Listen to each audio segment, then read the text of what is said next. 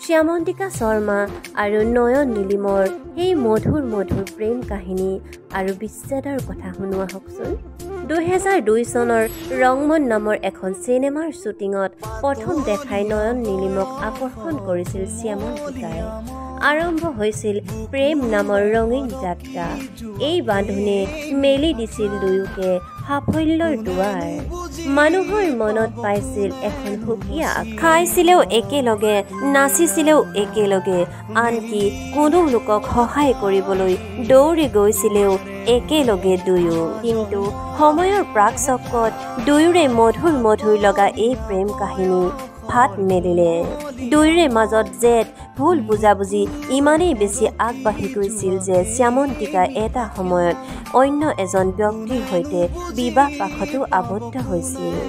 সময়বোৰ তেনেদৰে পাৰ হৈ গ'ল, কিন্তু ডেমফুলৰ মনত ৰৈ গ'ল ভাল পোৱাৰ এক বুজাব নোৱাৰা বেদনাৰ জুই। কেইটামান বছৰৰ পাছতেই শ্যামন্তিকাৰ বিবাহ বিচ্ছেদ হ'ল। ৭ বছৰ তেওঁলোকৰ মাজত কোনো কথা বতৰা নাছিল।